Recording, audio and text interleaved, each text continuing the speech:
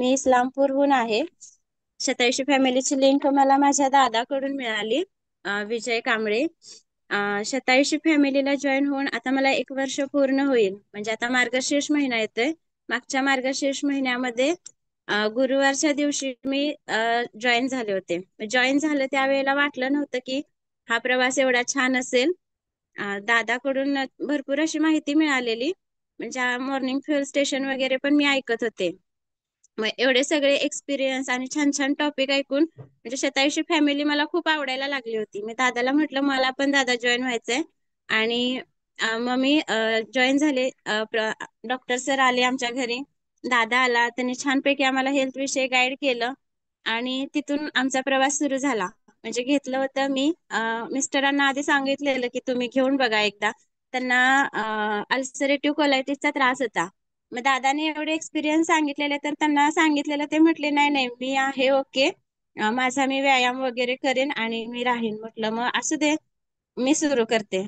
म्हणून मी सुरू केलं त्यावेळेला म्हणजे मोठा असा कुठला हेल्थ चॅलेंज नव्हता, पण छोटे छोटे प्रॉब्लेम म्हणजे हेल्थचे सुरू झालेले. कसं की मान दुखायची, पाठ कंबर दुखायची, भरपूर थकवा असायचा आणि चिडचिडपणा व्हायचा सारखा. म्हणजे असं एकदम शॉर्ट टेम्पर व्हायचं. एखादं एखादं कोणी म्हणजे बोललेलं पण सहन होत नव्हतं. आणि थोड्या वेळाने डोकं शांत झालं की परत मनात विचार यायचा, अरे मी उगाच चिडली. म्हणजे चिडायची गरज नव्हती पण मी चिडली. पण तो क्षण असा असायचा की ते आपोआप माझ्याकडून म्हणजे चिडचिड व्हायची. आणि चिडचिड झालं की काय व्हायचं, असं डोक्याचा वरचा माथा होता तो असं एकदम उठायचा. म्हणजे अशांतता होती. म्हणजे मुलं जरी बोलली तरी म्हणजे त्यांना मला सरळ रिस्पॉन्स मी करत नव्हते कधी कधी. मग निराशा असायची सारखी. आता ज्या वेळेला मी शाळेत प्रायमरी टीचर म्हणून काम करते, तर सकाळी रात्रीची झोप पूर्ण झाली की सकाळी फ्रेशनेस असायचा.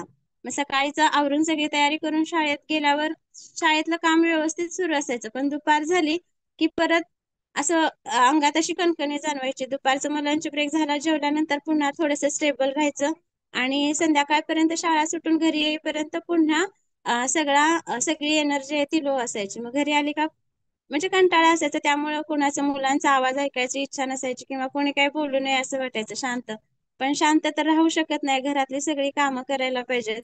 आपल्याशिवाय करणारं कोण नसतंय आणि स्त्री मदतीला असले तरी आपण करायलाच पाहिजे. मग हे सगळं करत असताना तब्येतीकडे थोडं दुर्लक्ष होत होतं. शाळेत पण म्हणजे आपण ज्या वेळेला एखाद्या ठिकाणी काम करतो त्यावेळेला, आता मी ज्या वेळेला काम करत होते त्यावेळेला कामाचा ट्रेस भरपूर येत होता.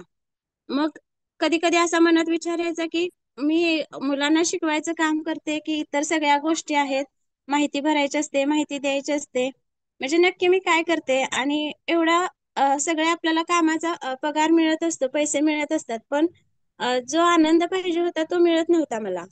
मग आता जेव्हापासून मी 87 फॅमिलीला जॉईन झाले, खूप छान गायडन्स मला मिळालाय, सकस संतुलित आहार मिळालाय, योगा माहिती होता पण जो पाहिजे होता तो म्हणजे कधी करत होते कधी नाही, म्हणजे त्यात कंटिन्युटी नव्हती. इथं आल्यापासून कंटिन्युटी राहिली आहे. त्याचबरोबर माइंडसेटवर चांगलं काम झाले. त्याच्यामुळे माझे जे पहिले प्रॉब्लेम होते म्हणजे चिडचिड होत होती, आता चिडचिड होत नाही. शांत डोक्यानं शाळेत पण चांगलं काम होते. शाळेतल्या कामाचा पण कधी ताण येत नाही. म्हणजे पहिला कसं टेन्शन यायचं, आता टेन्शन येत नाही. काम कसं करायचं, कुठल्या कामाला कधी प्रायोरिटी द्यायची हे पण चांगलं समजतंय. मुलांबरोबर पण छान वेळ जातोय. म्हणजे घरी आल्यानंतर सुद्धा जी एनर्जी पहिली अजिबात राहत नव्हती ती आता एकदम छानपैकी एनर्जेटिक असते संध्याकाळपर्यंत. पहिला भांडी घासली तरी कंटाळा यायचा, म्हणजे वाटायचं मी किती काम केलंय. पण आता तसं वाटत नाही. खूप सगळी कामं होत आहेत आणि म्हणजे जीवनात जो आनंद पाहिजे तो हॅपीनेस मला मिळालाय.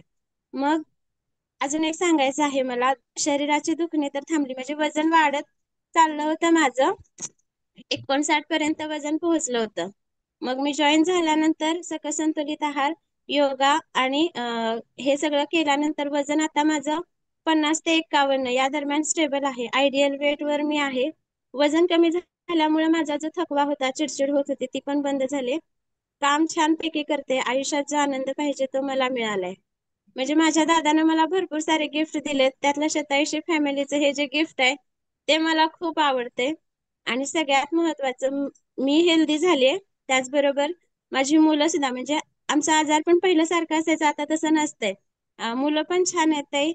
मुलं आता सकाळीच म्हणजे मी योगा जॉईन करते, तर माझी मुलगी गौरी पण माझ्या बरोबर असते. आज सकाळी पण उठली, योगा केला आणि तिला छान वाटते. मुळक्यांना ज्या वेळेला तिला अप्रिशिएट करतात की हा स्मिताताईंची कन्या पण करते, मग तिला छान वाटते.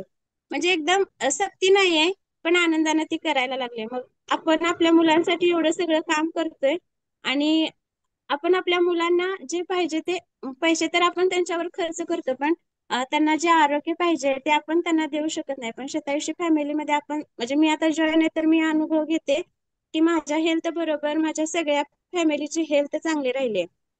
म्हणजे आपण जो मिळवलेला पैसा आहे तो दवाखान्यात खर्च करण्यापेक्षा आपण आपल्या आरोग्यावर आणि आनंदी जीवनावर आता खर्च व्हायला लागलाय. माझ्या दादाने दिलेलं हे गिफ्ट आहे. हे गिफ्ट खूप म्हणजे अनमोल आहे. त्याला मी कशाबरोबर पण तुलना करू शकत नाही. ते मला आयुष्यभर पुरणार आहे.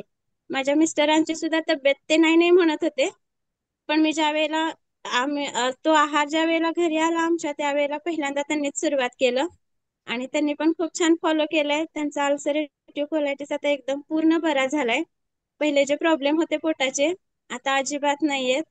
आणि त्यांचा रिझल्ट, आमचा रिझल्ट बघून सासू सासरे पण घेत आहेत, आई पण घेते.